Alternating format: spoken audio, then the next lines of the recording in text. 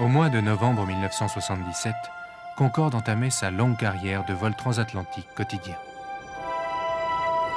Depuis, l'avion de transport supersonique franco-anglais a dû effectuer quelques 14 000 traversées si l'on additionne les vols réguliers d'Air France et ceux de British Airways.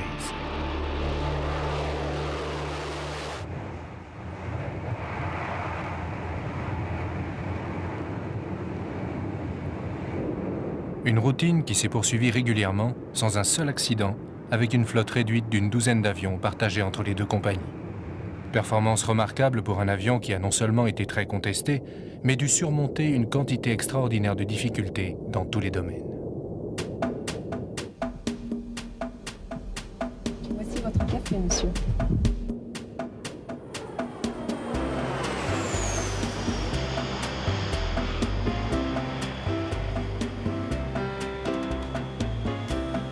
Car Concorde est un dur à cuire. Lancé il y a plus de 35 ans, le projet réussit finalement à triompher de tous les aléas et de tous ses détracteurs. Mais il fallut 14 années d'efforts opiniâtres avant que l'avion puisse véritablement entamer une carrière commerciale et 7 ans entre le moment où fut prise la décision de lancer le programme et le premier vol des prototypes. 7 années mouvementées à la mesure de l'ambition du projet et de la difficulté d'une coopération entre deux nations aussi proches géographiquement que différentes dans leur culture, la France et la Grande-Bretagne. Et le moins qu'on puisse dire, c'est qu'un tel mariage au début des années 60 avait tout de la gageure. Chacun des deux pays dispose alors d'une industrie aéronautique puissante. Les Britanniques ont renforcé leur capacité de production pendant la guerre, tandis que les Français, ayant dû tout reconstruire, se sont lancés dans des projets audacieux. Et chacun tient à préserver son identité. Dès 1949, bénéficiant de leur avance dans le domaine des turboréacteurs, les Anglais ont été les premiers à faire voler un avion commercial à réaction, le de Havilland Comet. En 1955, les Français ont sorti la Caravelle, un moyen courrier biréacteur extrêmement novateur pour l'époque, qui inspirera toute une génération d'appareils américains et anglais. Mais la France a aussi dû emprunter à la technologie anglaise les moteurs qui propulsent la Caravelle. De même, toute la partie avant de celle-ci est celle du Comet. Les Anglais vendent leur technologie aux Français. Mais des deux côtés, il y a une volonté politique d'aboutir à un programme commun. Quand on parle du programme Concorde, on ne peut bien entendu pas exclure l'aspect politique. Il ne faut pas oublier que pour la France, à cette époque, il y a le général de Gaulle au pouvoir, et il y a, tant du côté français avec le général de Gaulle, mais du côté également britannique, une volonté de s'affirmer dans ce domaine. Ce serait une première mondiale. Finalement, le 29 novembre 1962, après des mois de négociations, la France et la Grande-Bretagne signent un accord de coopération pour la construction d'un avion de transport supersonique dont les spécifications ne sont même pas encore complètement établies. L'accord intergouvernemental franco-britannique de 1962 prévoit un partage des tâches 50-50 entre les deux nations. Donc il y a un comité directeur avec part égale donc de chaque côté qui prévoit tout ce qui concerne cet appareil. Il y aura en particulier 2 chaînes de montage, une en France à Toulouse, une en Grande-Bretagne à Filton. Il y a également un partage des coûts à 50-50. Mais chacun veut évidemment préserver ses intérêts. Et tout de suite, d'importantes divergences se font jour. On en était encore à l'époque de la Caravelle, et d'ailleurs, le premier nom qui a été donné par le président de l'époque, le président Georges Éreille, qui était un homme d'entreprise, tout à fait, bien qu'au départ, ça fut un syndic de faillite. C'est lui qui a quand même lancé la Caravelle, et qui a pensé à cet avion supersonique qu'il a appelé au début la Caravelle supersonique. Donc on était un peu timide encore, et on était tout seul. Alors on avait fait la Caravelle tout seul, pas pour les moteurs, mais se lancer dans un long courrier, ça impliquait à la fois des investissements et puis une nouvelle compétence qu'on n'avait pas. De sorte qu'il était logique de se lancer d'abord dans un avion plus petit. Et c'est le fait d'être ensemble et d'être convaincus par les Britanniques, qui eux étaient plus familiers des longs courriers, qui depuis longtemps avaient des longs courriers, qui nous ont entraînés sur cette bonne voie, en somme. Le programme Concorde est basé sur deux demandes. Une demande française au départ d'un avion moyen courrier et une demande britannique sur un avion qui tire vers le long courrier. Si les objectifs sont différents, c'est en partie du côté français parce que l'on manque d'un moteur qui permettrait de fabriquer un appareil à long rayon d'action, alors que les Britanniques disposent déjà du Bristol Olympus qui, en augmentant sa poussée, permettrait de répondre à une telle demande.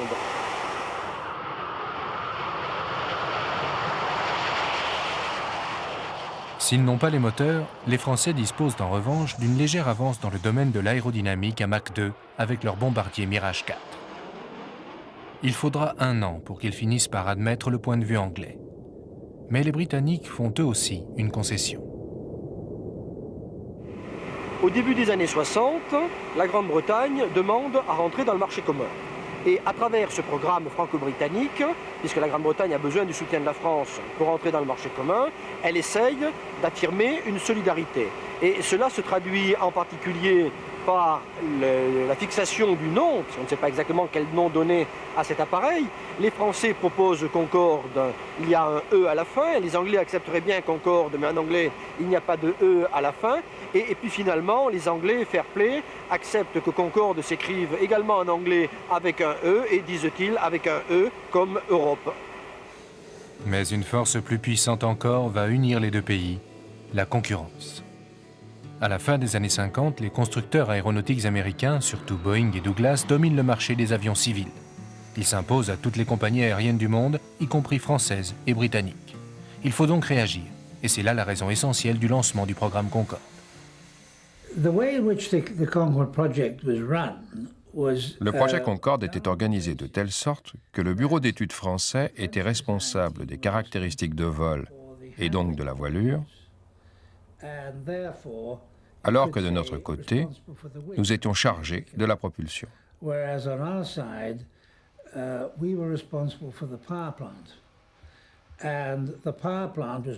Et la propulsion, ce n'est pas seulement le moteur. C'était aussi l'entrée d'air et la tuyère d'échappement, même si les tuyères elles-mêmes étaient construites par la SNECMA. Donc tout le système de propulsion relevait de la partie britannique. Et à bien des égards, c'était sans doute la partie la plus difficile de l'avion à mettre au point.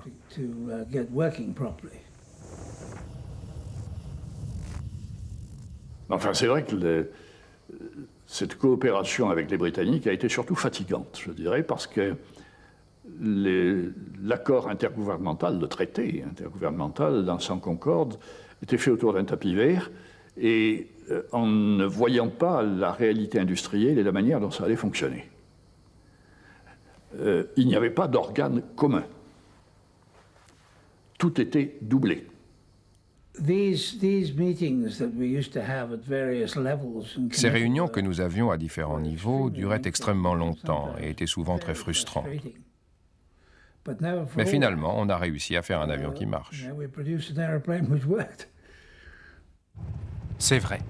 Malgré les tergiversations, les divergences d'intérêts et les inévitables problèmes d'amour-propre, dont il faut tenir compte face à une opinion publique souvent rétive, les efforts finissent par se concrétiser. La coopération débouche, et enfin, le 2 mars 1969, André Turcat peut faire décoller le prototype 001 du Concorde à Toulouse.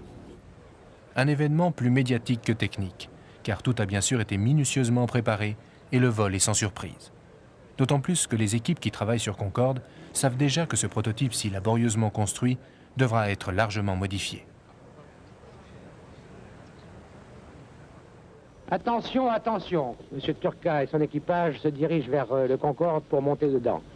La visibilité s'est améliorée, mais ce que nous craignons, c'est que le vent ne se lève. Artificial field 1 and 2 on. Okay.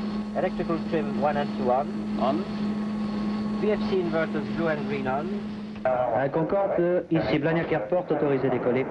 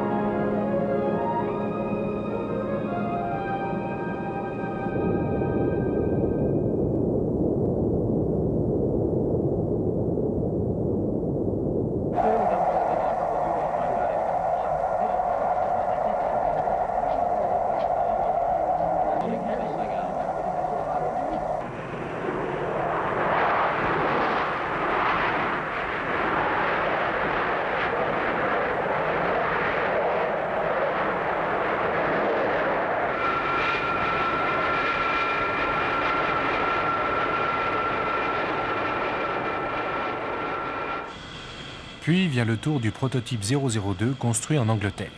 Il vole un mois plus tard, en avril 1969.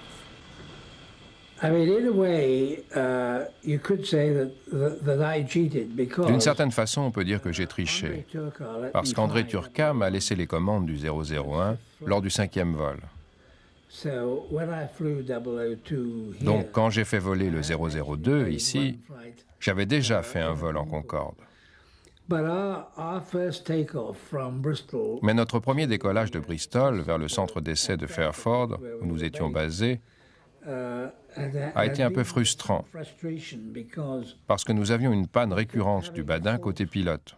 Nous avons fait un premier roulage et il fonctionnait. Nous avons donc continué et nous avons décollé pour la première fois.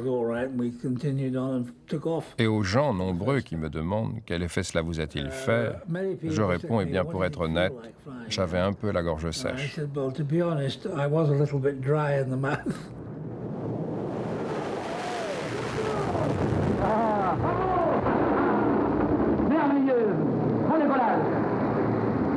Takeoff, climbing steeply, reheat still on, I can see. 2,000 feet he plans to cut reheat. Nous avons eu quelques petits problèmes lors du premier vol sur Fairford. D'abord, nous avons évité de peu une collision en vol avec un petit avion. Nous ne l'avons jamais vu, mais cela nous a été dit après coup.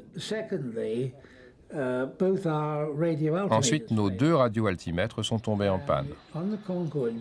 Et sur le Concorde, quand on se pose, les yeux du pilote se trouvent à quelques 12 mètres au-dessus du sol.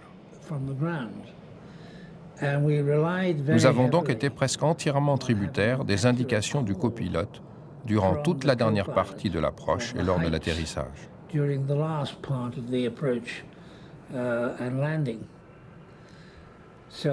Mon premier atterrissage s'est donc fait quasiment en aveugle. Et on a touché environ une demi-seconde avant ce que j'avais prévu, ce qui, après tout, n'était pas si mal. Donc, Concorde vole. Mais pour en arriver là, il a fallu un immense travail de recherche, dans lequel les équipes françaises et anglaises ont investi et mis en commun tout leur savoir-faire. Car construire un supersonique civil efficace et fiable, capable de voler plusieurs heures à Mach 2, posait de redoutables problèmes techniques qu'il a bien fallu résoudre. L'appareil n'aurait jamais vu le jour si, au cours de la décennie précédente, l'industrie aéronautique n'avait pas défriché le terrain, parfois au prix d'énormes risques. Le risque, il faut dire que dans les essais, il y a eu dans les années 50, de 1950 à 1960, où on faisait beaucoup de recherches, ce qui était une très bonne chose et sur quoi on repose peut-être encore aujourd'hui. Il y a eu beaucoup d'accidents, parce qu'il sortait beaucoup de prototypes, qu'on n'avait pas les moyens de prévision, de calcul qu'on a aujourd'hui, de sorte qu'il y a eu beaucoup d'accidents. Il a fallu que nous ayons des femmes en acier chromé pour croire que leur homme, à elle, il tiendrait le coup, que ce ne serait pas à lui que ça arriverait. Mais enfin, ça a été une période douloureuse aussi dans les essais.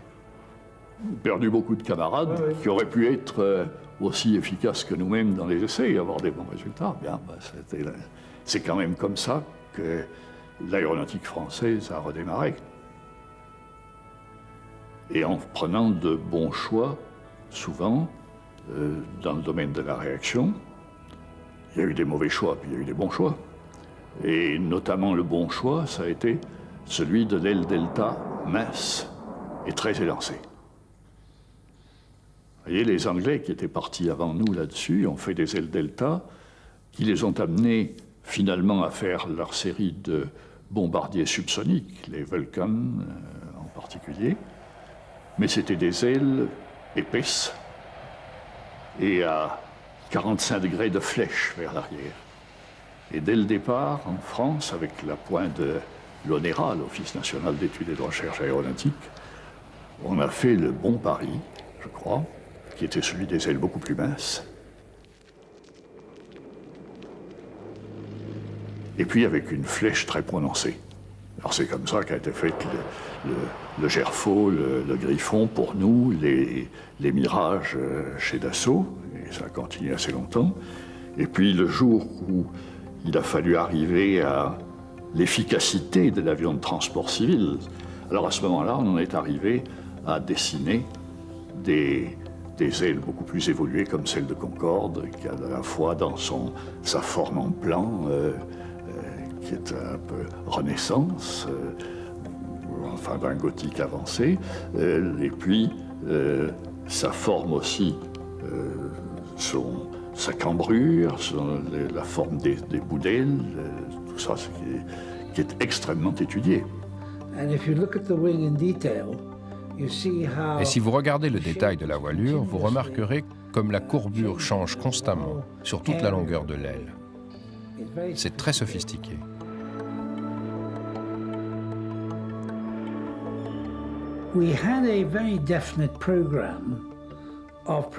Nous avions un programme de préparation très précis. Nous devions voler sur toute une série d'avions, soit directement apparentés au concept du Concorde et de l'aile Delta, soit qui, en raison de leur vitesse élevée, semblaient constituer une bonne préparation au programme.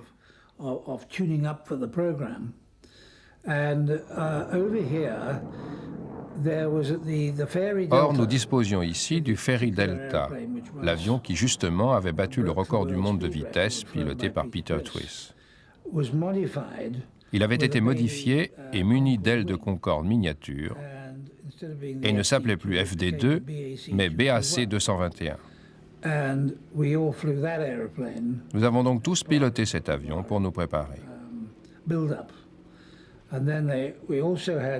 Et puis nous avions aussi un petit appareil expérimental, le Handley Page 115, sur lequel nous avons aussi pu nous entraîner.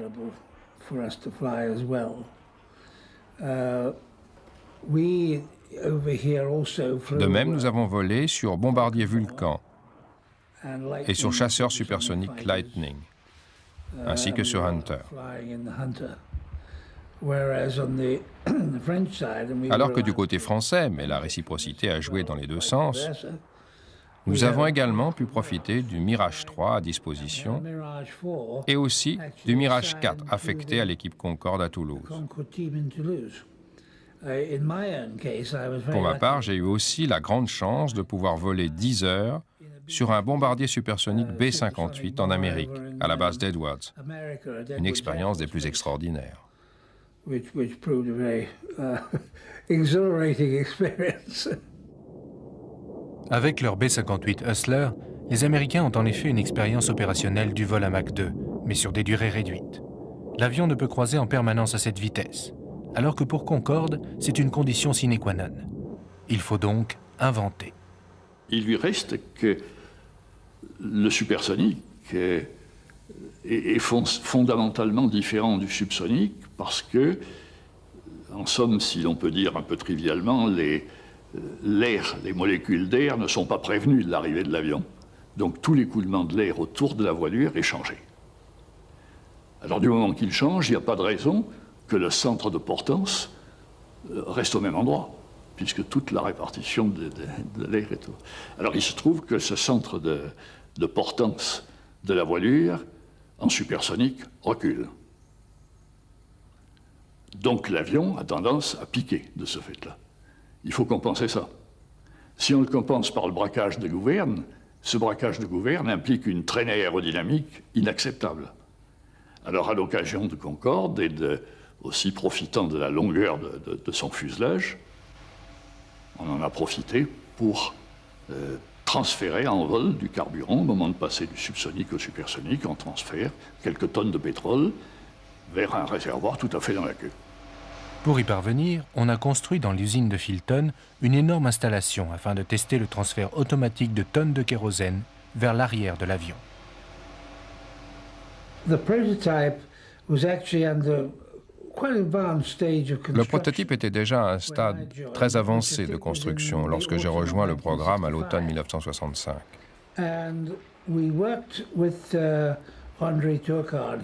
Et nous avons beaucoup travaillé avec André Turca et son équipe sur la planche de bord et sur tous les systèmes de l'avion, ainsi que sur les caractéristiques de vol, qui étaient d'ailleurs de la responsabilité de l'aérospatiale. Nous avons donc travaillé intensément pendant plusieurs années avant la sortie des prototypes en 1969. Le Concorde étant par essence un avion pionnier, ses concepteurs ont considéré à juste titre que le pilote devait être largement assisté par toutes sortes de systèmes informatiques. On ne vole pas du jour au lendemain sur une machine comme ça. Il faut avoir travaillé dessus on a travaillé dessus pendant des années pour participer à tous les essais, les essais de systèmes au bureau d'études, au simulateur, parce que finalement, cet avion a été un des premiers aussi à avoir un simulateur complet qui nous permettait de voler avant le premier vol même. Et on essayait tous les systèmes dessus. Il y avait un véritable banc de commandes de vol qui était représentatif de celui-là et un cockpit qui était représentatif, pas celui-là, du prototype à ce moment-là. Alors on a tous passé des heures et des heures dans le simulateur. Concorde a été le premier avion civil avec des commandes électriques, c'est-à-dire où les ordres du pilote, à travers ces commandes, sont transformés électriquement dans des signaux qui sont envoyés à 50 mètres de là aux gouvernes de l'avion, ou plutôt aux moteurs hydrauliques qui entraînent les gouvernes de l'avion. Ces commandes de vol électriques, vu la technologie du moment, étaient encore analogiques, contrairement aux derniers, maintenant qui sont sur les derniers Airbus, par exemple, les calculateurs sont digitaux, numériques. Alors, effectivement, c'était une petite révolution quand même, parce que les gens n'avaient pas tellement confiance dans l'électronique. L'électronique, jusqu'ici, c'est plutôt un truc qui tombe en panne, qui est fragile, alors qu'on sait maintenant que c'est l'inverse. Vous avez un calculateur sur un moteur de voiture, moi j'en ai une, et ben on peut se taper, c'est jamais lui qui est en panne quasiment, c'est toujours autre chose. C'est plutôt la partie mécanique qui serait plutôt fragile, mais il faut bien avouer qu'il faut se remettre au moment où cet avion non seulement a volé, parce qu'il a volé en 69, mais pour voler en 69, il a fallu le concevoir au moins 5 ou 6 ans avant, ou 7 ans. En 62 ou 3, s'il fallait être un petit peu osé pour croire à ça. En dehors des caractéristiques aérodynamiques et des commandes de vol, la partie la plus importante du développement est le moteur, dont la mise au point va s'avérer particulièrement délicate. Je dois dire que la qualité de ces moteurs et leur méthode de régulation nous a beaucoup facilité les essais. C'est un excellent moteur. C'est dommage qu'il fasse du bruit au sol, c'est connu. Mais comme conduite du moteur, c'est le plus agréable des moteurs que j'ai eu l'occasion de conduire. Il est très bien régulé de façon purement électronique. Il n'y a pas de liaison de tringlerie entre les manettes du pilote et le moteur. Et puis, il fonctionne de façon efficace en supersonique. C'est un bon moteur dont la partie chaude, ce qu'on appelle le cœur du moteur, est britannique. Le système de propulsion du Concorde comporte le système d'entrée d'air, le moteur lui-même et le système d'échappement.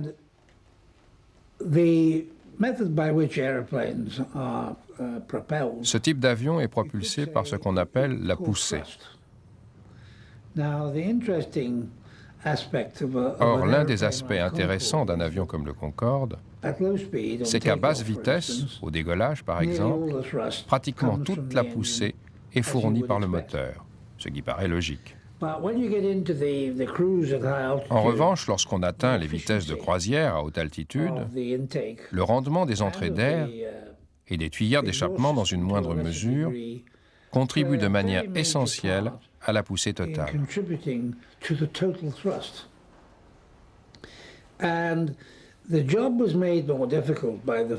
La tâche était rendue d'autant plus difficile par le fait que tous les turboréacteurs ont une marge entre le moment où ils fonctionnent correctement et celui où le flux d'air cesse de les alimenter correctement. C'est ce qu'on appelle le pompage. Et donc, pour obtenir des performances maximales, ce qui était évidemment essentiel pour le Concorde, le régime de fonctionnement opérationnel du moteur devait se trouver aussi près que possible de la limite où se produit le pompage.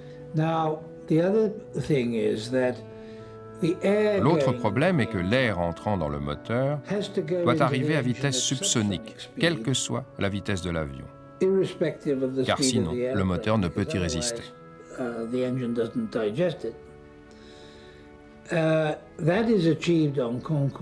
On y parvient sur le Concorde grâce à ce que nous appelons des rampes, des sortes de larges surfaces planes situées dans l'entrée d'air et qui s'abaissent ou se relèvent selon un programme précis.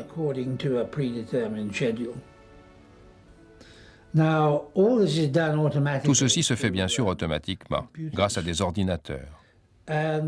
Et il a fallu beaucoup de travail pour parvenir à obtenir une marge suffisante entre le régime moteur de croisière et le pompage. D'ailleurs, lors des premiers vols du prototype, nous avons eu quelques problèmes graves de pompage moteur. Il y a eu de nombreux réglages à faire. C'est une grosse entreprise. Les entrées d'air, c'était le point probablement le plus difficile à régler de l'avion, puisque n'admettent les turbomoteurs que de l'air ralenti, subsonique. C'est très heureux d'ailleurs, parce que quand on ralentit l'air, pour le principe de conservation d'énergie, il augmente en pression. On transforme au fond son énergie de mouvement, son énergie cinétique, en pression. Et cette pression, dans l'entrée d'air, on l'utilise astucieusement pour qu'elle serve à tirer l'avion. À telle enseigne que lorsqu'on est en croisière à Mach 2, près de la moitié de la traction du moteur est dans l'entrée d'air, avant la partie tournante. Alors, c'est pas pour autant qu'on pourrait supprimer le turbo-réacteur derrière, parce qu'il faut quelqu'un pour créer cette circulation d'air. Et puis après ça, il y a toute une partie arrière de tuyère qui est complexe, parce qu'elle doit s'adapter au régime du moteur, mais elle doit aussi recevoir une injection de pétrole supplémentaire pour le décollage et pour la partie transsonique, pour emporter temporairement un supplément de poussée, et puis fournir aussi ces demi-coquilles qui se referment pour le freinage à l'atterrissage, pour renvoyer le jet du réacteur vers l'avant. Et ça travaille tout ça à des températures très élevées. Et ça, c'est la partie dans laquelle la SNECMA en France a joué le rôle majeur. L'ensemble du système moteur est essayé dans une nacelle ressemblant à celle du Concorde, placée sous un bombardier Vulcan.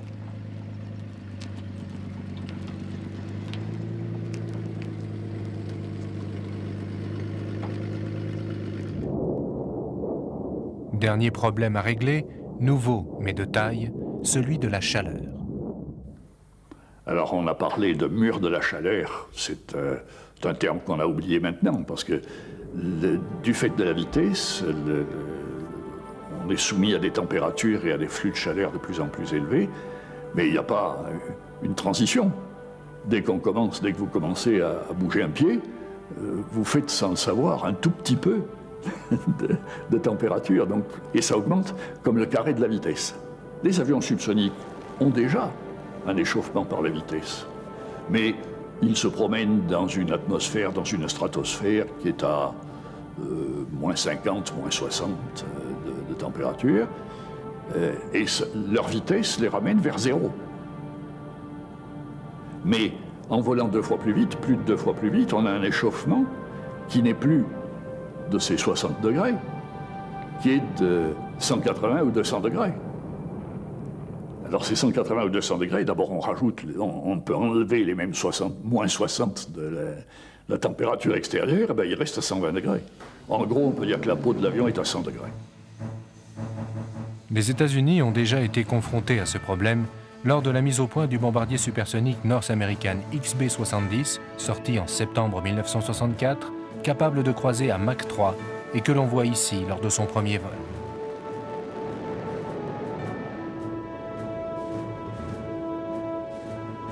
Les Américains avaient une expérience supersonique antérieure à la nôtre, bien entendu.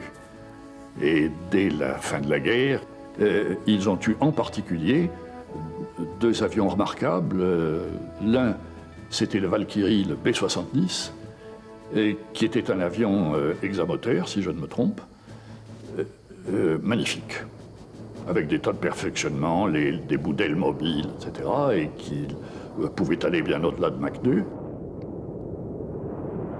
À Mach 3, l'échauffement dû au frottement de l'air est tel que la dilatation du métal suivie de sa contraction fait littéralement peler la peinture blanche qui recouvre l'avion.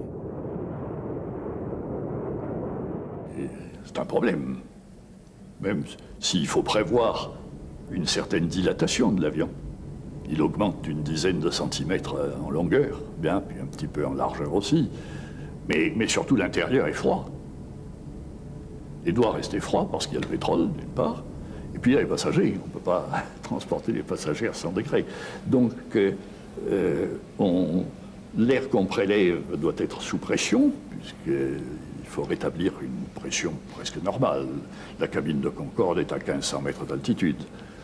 Donc on prend de l'air sous pression dans les compresseurs des moteurs, mais il sort à 500 degrés. Alors il faut le refroidir, et il y a toute une usine à gaz pour refroidir l'air qu'on délivre aux passagers. Une usine à gaz qui se fait en 3 étages, d'ailleurs. Y compris un étage où on échange de la chaleur avec le pétrole. On se sert du pétrole pour refroidir l'air qu'on va donner aux passagers. En 1968, le Concorde sort enfin des ateliers de montage. Les espoirs qu'il suscite sont énormes. Les options de commande sont légion et l'on exhibe fièrement les hôtesses supersoniques dans leurs uniformes des diverses compagnies intéressées. Sur le plan médiatique, l'avion supersonique européen est une véritable réussite. Finalement, après 7 années de gestation, Concorde est devenue une réalité, une réussite saluée par le monde entier. Et pourtant, le projet a bien failli capoter. En particulier, il y a eu un moment où les Anglais ont voulu remettre en question la réalisation du Concorde et ont proposé à la France d'abandonner purement et simplement le projet.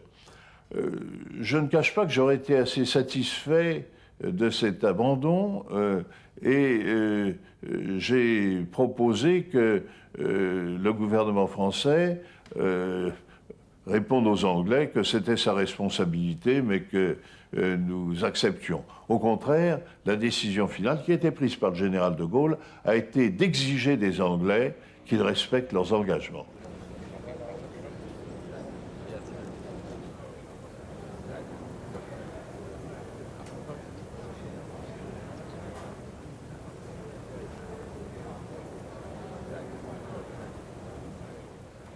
Quand au milieu des années 60, le gouvernement britannique a voulu annuler le programme Concorde, et devant l'opposition française, le gouvernement britannique a envisagé une autre solution, en particulier pour les besoins de la Royal Air Force, de transformer cet appareil en bombardier stratégique. Cette position britannique a fortement inquiété les soviétiques qui craignaient de voir se développer une force stratégique équipée d'un avion gros porteur stratégique Mach 2.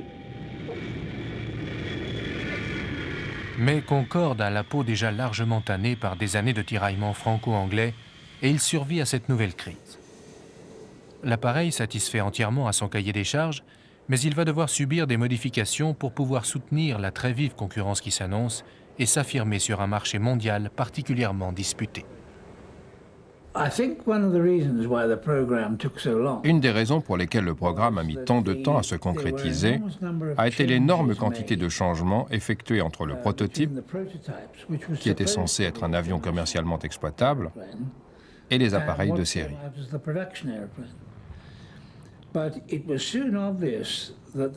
Mais on s'était très vite rendu compte que tel que, le prototype n'était pas commercialement viable. Et les nombreux changements que nous avons effectués sur l'avion, entre autres l'allongement du fuselage de 6 mètres, des modifications aux extrémités des ailes, qui sont des surfaces très grandes, le changement du bord d'attaque, et ainsi de suite, De même que le nez basculant, tous ces changements ont été en fait dus beaucoup plus aux études en soufflerie qu'aux essais en vol des prototypes. Et ils avaient déjà été déterminés bien avant que nous fassions le premier vol. Par contre, au stade de la production industrielle, on peut dire simplement pour résumer que nous étions chargés des parties avant et arrière et les Français de tout ce qui était au milieu. Mais derrière cette apparente simplicité, la fabrication industrielle du Concorde nécessite une organisation très complexe. Et pour chaque avion, un va-et-vient d'un site de production à l'autre. L'installation de 2 chaînes de montage scelle certes la coopération industrielle, mais n'est pas un exemple d'efficacité financière.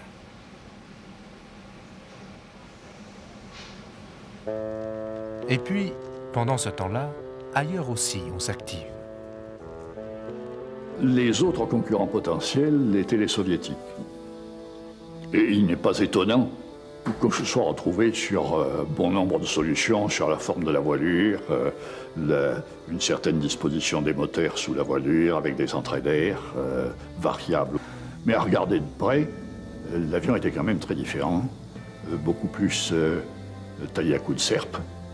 Dans le plan de la voilure, c'est assez remarquable. Et des problèmes de commande de vol sur lesquels le chef pilote de la maison Tupolev m'a longuement interrogé. Et puis ils avaient un moteur trop petit, enfin beaucoup de choses se sont liées pour amener finalement à l'échec du programme.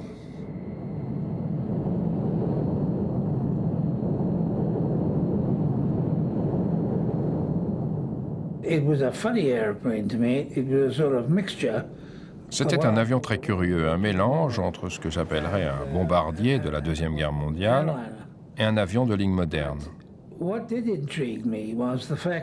Mais ce qui m'a surtout intrigué, c'est la différence entre le prototype que j'ai découvert à Hanovre et l'appareil de série que j'ai vu à Paris. Les changements qui avaient été faits entre le prototype et l'avion de série étaient très très importants. Si les soviétiques ont gagné d'extrême justesse le premier vol, il en sera différemment en ce qui concerne la mise en service. Comme on sait, rencontrera de graves problèmes de mise au point et il y aura même des accidents extrêmement graves avec le Tupolev, dont un s'écrasera lors du salon du Bourget. C'est le 3 juin 1973 que le Tupolev 144 s'écrase sur Goussainville, faisant 13 morts et 28 blessés.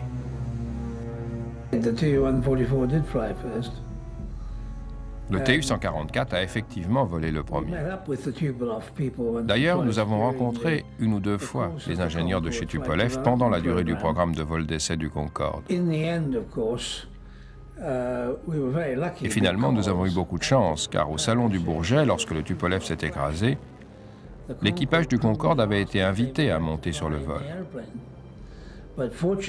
Heureusement, le délai entre le vol du Tupolev et celui du Concorde était trop court, et il était impossible de voler dans le Tupolev et de se précipiter ensuite dans le Concorde pour le vol de démonstration.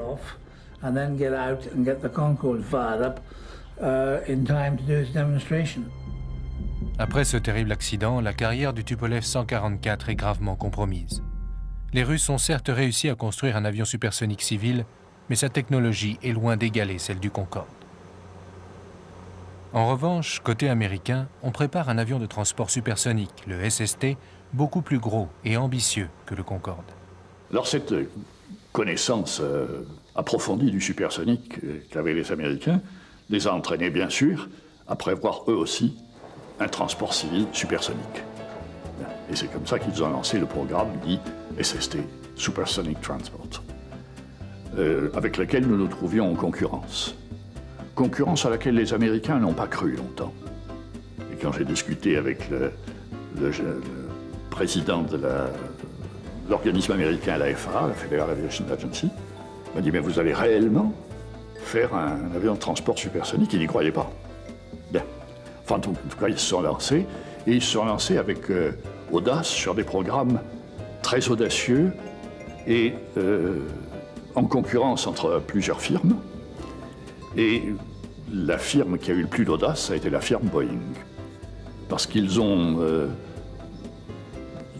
partis sur un avion largement en titane, alors que la métallurgie du titane est difficile, pour pouvoir aller plus vite, au-delà de Mach 2, et dépasser les problèmes d'échauffement que nous signalions, et d'autre part, pour avoir un avion idéal à la fois en supersonique et en subsonique, sur cet avion à flèche variable. Et sur un avion de transport, avec tout ce qui doit passer, le pétrole, les commandes de vol, tout ce qu'on peut imaginer, c'était excessif et ils ont dû y renoncer.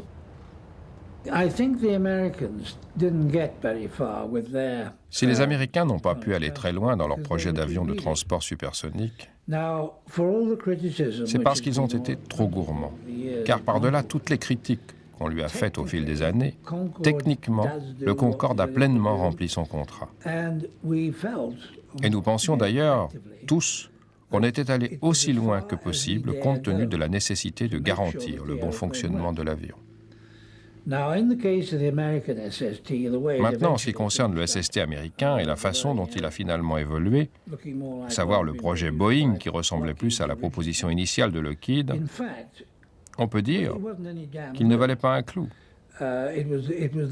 C'était le plus gros avion jamais imaginé, il avait la longueur d'un terrain de football, presque 30 mètres de plus que le Concorde, il était énorme. Et bien que les Américains n'aient jamais voulu l'admettre, le vrai problème en fait, c'est qu'ils n'auraient jamais pu voler sans escale de Paris à New York.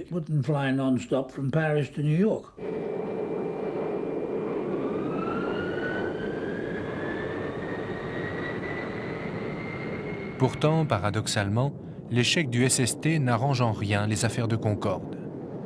Il eût été bien mieux que les Américains, de voir les Américains continuer. Parce qu'ils auraient contribué à essuyer les plâtres, à éviter que des barrières ne se dressent contre le vol supersonique, et nous aurions profité de cela en même temps, de sorte que je suis convaincu que nous aurions fait davantage de Concorde si le programme concurrent américain avait subsisté.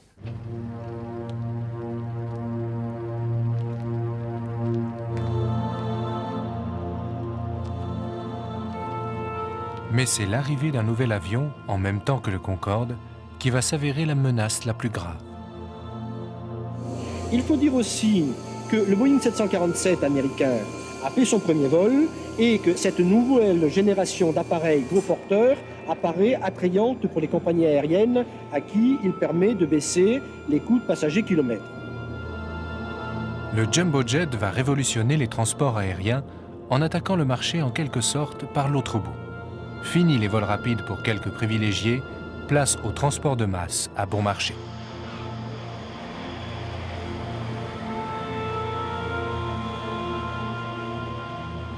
Le succès du 747 est immédiat. Les compagnies aériennes se ruent littéralement sur cette machine à faire de l'argent et en quelques années, ils seront des milliers à sillonner les routes aériennes du monde. Il faut malgré tout essayer de vendre le Concorde et une série de tournées de démonstration est organisée.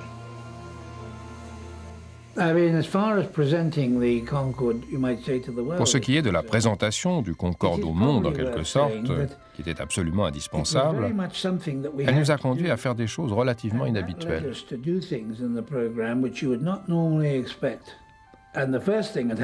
C'est ainsi que les deux prototypes ont effectué de multiples tournées à l'étranger. Le 001 s'est rendu en Amérique du Sud et le 002 au Moyen-Orient, en Asie et en Australie. Par contre, il ne nous était pas possible d'aller montrer l'avion aux États-Unis en raison de leur attitude. Grâce à ces tournées, le Concorde acquiert une notoriété mondiale. Et ses prouesses laissent rêveur. Quand, par exemple, on est allé pour la première fois en Amérique du Sud avec le prototype, on est parti de Toulouse vers 5 h du matin et on a traversé la péninsule ibérique en subsonique, bien sûr. Quand on est arrivé à Gibraltar, on est passé en supersonique et le soleil qu'on avait vu se lever à l'est, donc sur notre gauche, sur le Maroc, il s'est recouché parce qu'on est allé plus vite que lui, il s'est relevé après. Ce sont quand même des souvenirs assez extraordinaires, non? Même le président Pompidou se mobilise pour promouvoir l'avion lors de sa rencontre des Açores avec le président Nixon.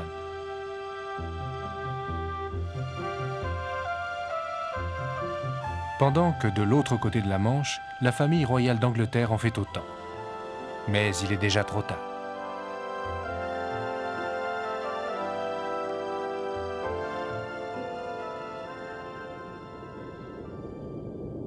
La concurrence du 747, inattendue, a porté un coup terrible à Concorde.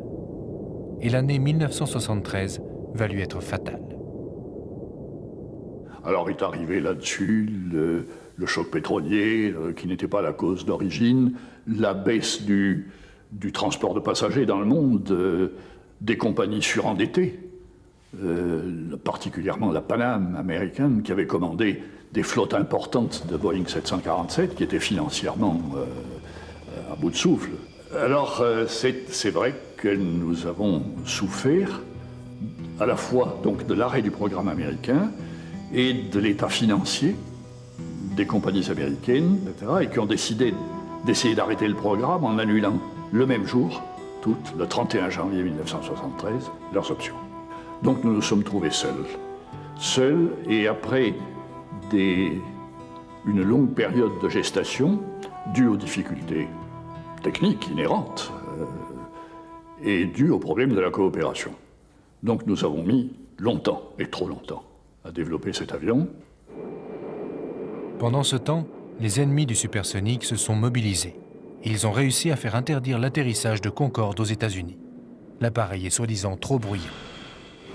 Il est bien évident que la mise en service de cet appareil, au moment où les Américains s'opposent à son atterrissage sur New York, oblige British Airways et Air France à mettre l'appareil en service sur des lignes moins importantes, qui donnent Londres-Bahreïn pour les Anglais et Paris-Rio avec une escale à Dakar pour les Français.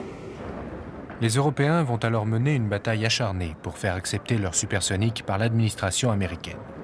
Et finalement, le 22 novembre 1977, après 4 ans de négociations ponctuées de multiples péripéties, ils peuvent enfin ouvrir officiellement les lignes Paris-New York et Londres-New York. Mais les adversaires du Concorde ne se recrutent pas seulement dans les rangs des écologistes ou de l'administration américaine. En Europe aussi, il a ses détracteurs, et non des moindres. J'ai toujours été assez réservé en ce qui concerne le programme Concorde, ce qui me mettait quelquefois en difficulté avec mes collègues du gouvernement et même le général de Gaulle qui tenait beaucoup à la réalisation de ce Concorde. Mais surtout, je pensais que la mise en service du Concorde se heurterait à de très graves difficultés, à la fois touchant à l'environnement, à cause des problèmes des vols supersoniques, des bangs supersoniques dont on parlait beaucoup à l'époque et qui se soulevaient de fortes oppositions, en particulier aux États-Unis.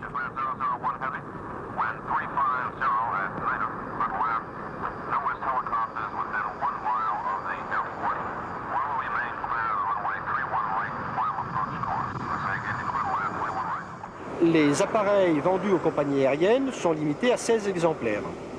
8 pour les Anglais, 8 pour les Français.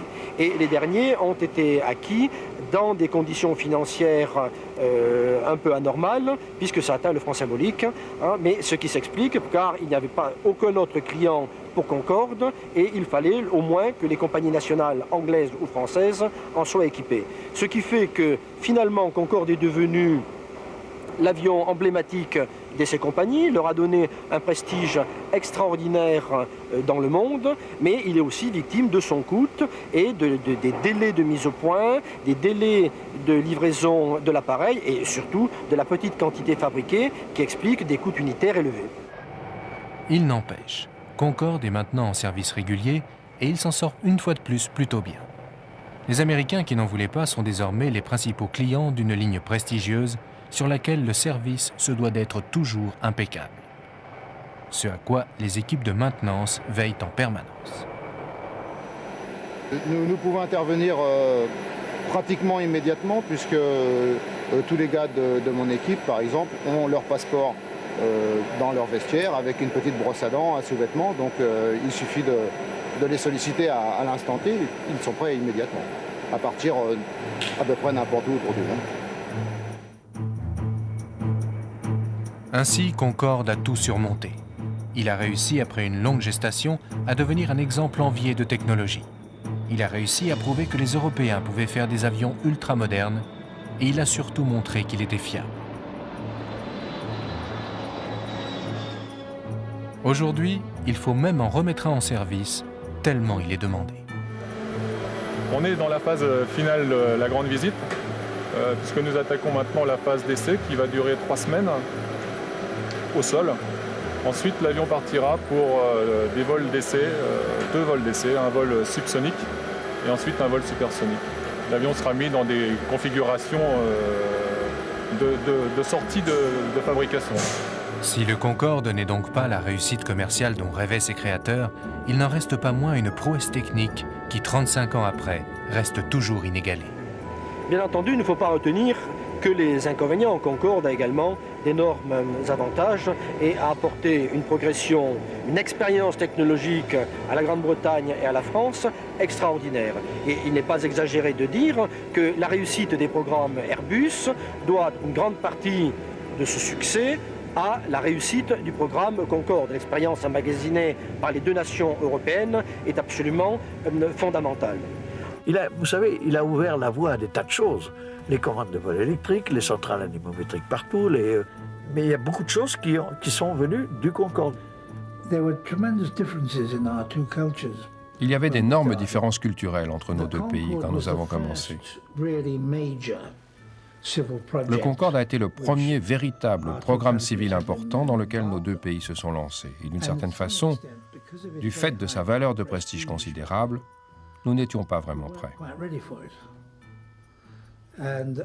Et je crois que beaucoup de ce qui se passe aujourd'hui découle directement de l'expérience accumulée avec le Concorde, ce qui peut se traduire à certains égards par « la prochaine fois, on s'y prendra autrement ».